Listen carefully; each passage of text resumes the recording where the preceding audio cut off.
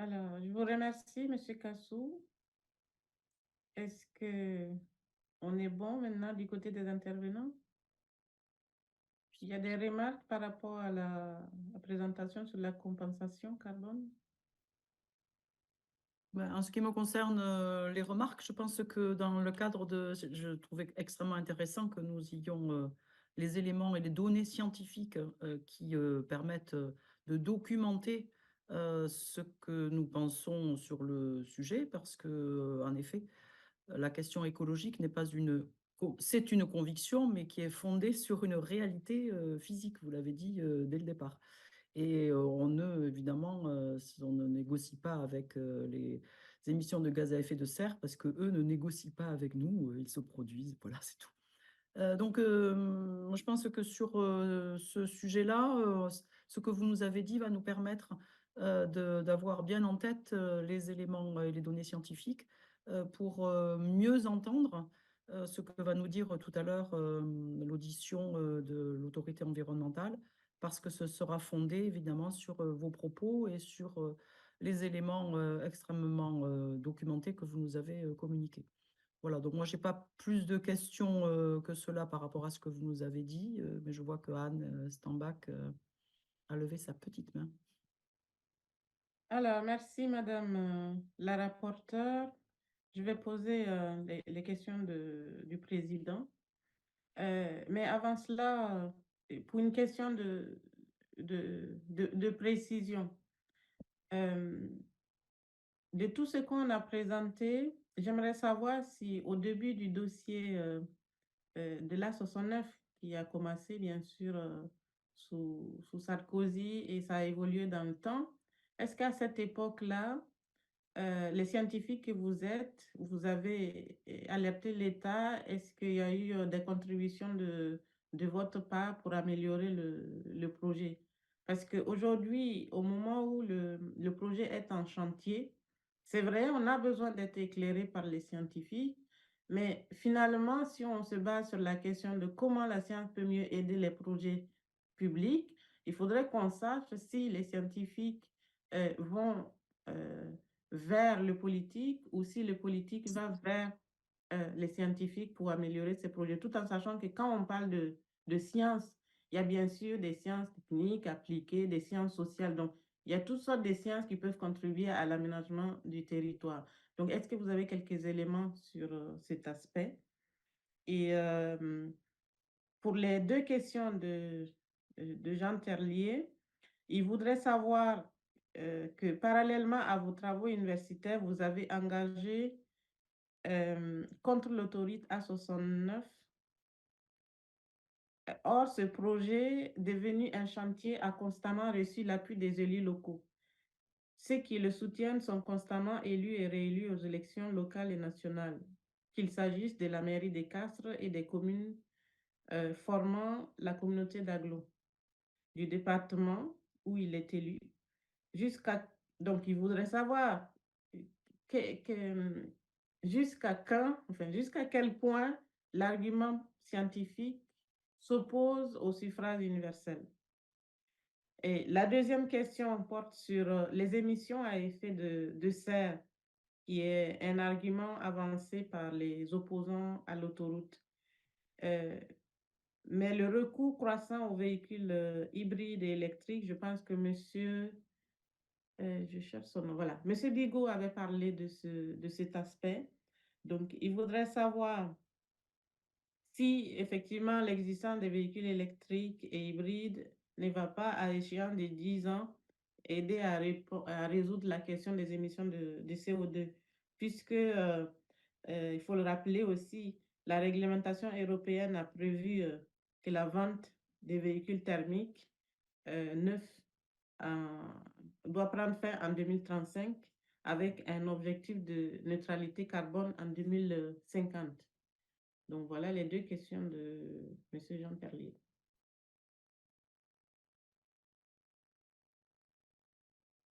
Monsieur Kassou, souhaite répondre? Oui, je vais répondre enfin, sur la dernière question. Je pense que je laisserai Aurélien Bigot répondre, repréciser en fait ce qu'il a déjà dit si c'est nécessaire. Sur votre première question sur la relation sciences politiques, bah, ça fait 30 ans. Mm. Ça fait 30 ans que les scientifiques tirent la sonnette d'alarme. Il y a eu l'accord de Paris en 2015. Il y a eu le Grenelle de l'environnement qui était assez ambitieux finalement en 2007-2008 quand on regarde rétrospectivement par rapport à ce qui se fait aujourd'hui, s'il avait été évidemment respecté. La relation science-société, elle se fait de manière continue.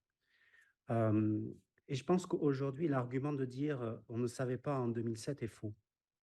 Quand on regarde les projections climatiques et les risques climatiques aujourd'hui, ce sont les mêmes que ceux qui étaient listés dans le quatrième rapport du GIEC, qui est sorti en 2007. Et sa déclination régionale était exactement la même aussi. La surprise climatique, on va dire, vient justement de cet effondrement, ou en tout cas la surprise climatique qui anime aujourd'hui, qui inquiète énormément aujourd'hui la communauté scientifique, vient de l'effondrement des puits de carbone. Nous avons sous-estimé ce risque-là, c'est très clair. Et donc aujourd'hui, connaissant ces risques qui sont majeurs, qui sont extrêmement rapides, et qui ont des effets, qui vont avoir des effets sur l'agriculture, mais également sur la sécurité alimentaire. Connaissant aujourd'hui ces risques-là et continuer à jouer avec les émissions de gaz à effet de serre, pour moi, aujourd'hui, c'est extrêmement dangereux, c'est irresponsable, dans la mesure où nous allons subir des risques, des impacts qui seront absolument importants. La déclinaison régionale des risques, elle a commencé vraiment très tôt. Le RECO a été fondé après l'accord de Paris. Et donc, on ne peut pas reprocher aux scientifiques de ne pas avoir communiqué. Je pense que ce qui est peut-être intéressant, c'est qu'il n'y a pas, en fait, ce qui manque, et ce qui est également évalué dans le dernier rapport du GIEC, hein, ce qui manque, ce sont des espaces partagés. En fait, je pense que le politique n'assume pas son rôle. Le rôle du politique, c'est de créer et de garantir des espaces de dialogue partagés et nécessaires pour établir cette vision commune et pour un avenir commun.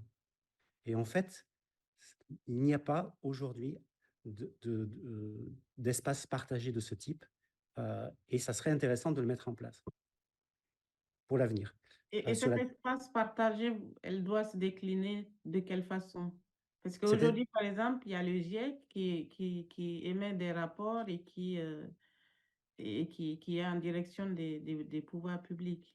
Donc, le peut-être GIEC quelques explications sur l'espace partagé. Le GIEC n'est pas uniquement en direction des pouvoirs publics, puisque en fait, les rapports du GIEC sont approuvés à l'unanimité par l'ensemble des représentants de l'État. Donc, en fait, les conclusions que je vous ai rapportées ont été signées par la France. Et la France ne respecte pas ses engagements et ses conclusions. Les espaces partagés, il y en a de divers types. Par exemple, des conventions citoyennes régionales, des conventions citoyennes locales. Ça aurait été très intéressant d'avoir tous les acteurs autour de ce projet-là dans une convention citoyenne, même régionale, portant par exemple sur la mobilité. Ce qui me permet de rebondir sur la question de Jean Terlier, sur le fait que l'ensemble des élus, ou en tout cas une grande partie des élus, selon certains critères... Certains élus, on va dire. Certains élus, pardon, certains élus sont favorables à cette autoroute. Je pense qu'il y a un déficit de connaissances, un déficit d'information, dans la mesure où la plupart des élus, ou en tout cas ceux avec lesquels j'ai pu échanger, n'ont pas du tout les chiffres en tête, n'ont pas du tout les chiffres, les risques associés au changement climatique, n'ont pas du tout les chiffres économiques que mon collègue Rémi Benos vous a présentés. Donc, il y a un déficit d'information. Et je pense que du coup, quand il y a un déficit d'information, il est très difficile d'avoir une opinion qui soit objective. Donc, je pense que s'il y avait une information donnée à l'ensemble des élus de manière très diverse, enfin, sur l'ensemble des enjeux, avec des chiffres objectifs, traçables, publics, à propos de cette 69, je pense qu'une grande partie de ces élus réviseraient leur jugement. Alors, merci pour vos réponses, mais je vais quand même rappeler que quand on parle de projet d'aménagement de territoire, les élus Pardon, sont Madame la en Présidente, je me première permets ligne. d'intervenir parce que là, Les élus il sont en y a plein première de ligne. monde qui demande la parole. Les élus sont en première ligne, Madame la rapporteure, c'est moi qui Oui, mais on ne préside. peut pas considérer que cette audition C'est soit moi qui en préside et je suis avec tout à fait, la Présidente et je suis tout à fait à mesure de poser les questions du président. Donc, il y a J'entends deux bien, mais questions ça à ne peut pas poser, donc vous me devenir laissez poser les deux questions, s'il vous exclusivement plaît. un tac au tac entre les questions du président et les scientifiques qui sont là, alors même qu'il y a plein de personnes qui veulent intervenir. Et depuis un moment. Madame la Présidente, Non, c'est pas moi la depuis que j'ai Présidente. commencé, Madame la rapporteure, depuis que j'ai commencé à présider cette commission, je ne vous ai pas agressé. Donc, je vous prie de me laisser finir Je ne vous de agresse poser les pas, je questions vous rappelle qu'il y a plein de passerai la personnes qui parole veulent aux autres. s'exprimer. Voilà. Madame la rapporteure, s'il vous plaît. Oui, mais je vous ai juste dit ce que Oui, maintenant, vous pouvez vous calmer pour qu'on continue je le suis très débat. calme. Je suis Voilà, très calme. je vous remercie. Monsieur Bigot, c'est vous qui devez faire la réponse sur la question suivante, donc je vous laisse la parole. Je vous remercie, Madame la Présidente. Merci, Madame la rapporteure. Vous pouvez laisser Monsieur Bigot prendre la parole. Je vais répéter quelques éléments que j'ai un peu évoqués tout à l'heure. En tout cas, en effet, il y a des tendances d'un point de vue technologique qui vont vers une amélioration, mais qui n'est pas du tout suffisante pour atteindre les objectifs climatiques. Donc, il faut aussi beaucoup de sobriété. Dans les chiffres que j'ai pu donner tout à l'heure, à l'horizon 2030, on aura seulement 15% de véhicules électriques sur nos routes, donc 85% de véhicules qui seront thermiques et hybrides, donc qui consommeront encore en majorité de pétrole. À l'horizon 2035, si on va encore un petit peu plus loin, qui est l'horizon de fin de vente, mais pas l'horizon de fin de circulation des véhicules thermiques, on sera environ à 35% des véhicules en circulation qui seront électriques. Donc, c'est-à-dire qu'encore les 2/3 des véhicules en circulation seront des véhicules au pétrole. Donc, à la fois, il faut cette évolution vers l'électrique qui, de toute façon, quelque part, doit se faire et déjà engagé qu'il y ait un projet d'autoroute en plus ou pas. C'est deux sujets qui sont assez séparés. Mais en plus de ça, ce qu'on sait, c'est qu'il va aussi falloir beaucoup plus de sobriété dans les pratiques de mobilité et plutôt aller dans le sens d'une réduction des distances parcourues, d'une réduction de l'usage de la voiture par rapport à d'autres modes plus vertueux, réduction des consommations énergétiques, donc aussi baisse de vitesse, réduction du poids des véhicules, etc. Tout un tas d'autres éléments qu'il va falloir mettre en parallèle de l'électrification des véhicules. Je vous remercie. Je vois que M. Benos et M. Milanesio ont levé la main, si vous voulez intervenir. Oui, merci. Je répondrai rapidement à la question de Jean Terlier sur jusqu'à quand les scientifiques peuvent s'opposer, entre guillemets, à des décisions prises par les élus démocratiquement. Oui, c'est bon. J'ai entendu un bruit, pardon. Donc, par rapport à cette question, je voudrais simplement souligner ici une chose. On a là, nous, une place qui nous est accordée dans le cadre de cette audition en tant que scientifique. Mais si des scientifiques débordent du rôle que les élus démocratiquement peuvent jouer, il y a aussi tout le rôle de tous les associatifs, de tous les collectifs, de tous les mouvements. Ce qu'il faut se poser comme question, c'est aujourd'hui pourquoi chaque aménagement, chaque infrastructure, chaque projet d'équipement se retrouve contesté. Il faut peut-être se dire que l'organisation sociale, économique et politique qui a produit l'état de dégradation environnementale qui est le nôtre est effectivement liée à une forme de stabilité dans sa forme qui aujourd'hui est questionnée par tous ces débordements qui soient associatifs, militants, politiques et scientifiques. Et moi, ce que j'ai envie de poser comme question, c'est comment ne pas réaliser quand même que ces mobilisations-là, qui sont tout à fait nouvelles, ne doivent pas effectivement complètement interroger l'élu politique qui, lui, constate seulement tous les 6 ans qu'il est effectivement réélu régulièrement et qui se dit « mais il n'y a pas de problème avec ça puisque je suis réélu en permanence ». Non, ces mobilisations-là sont nouvelles et elles doivent interroger ces élus-là également.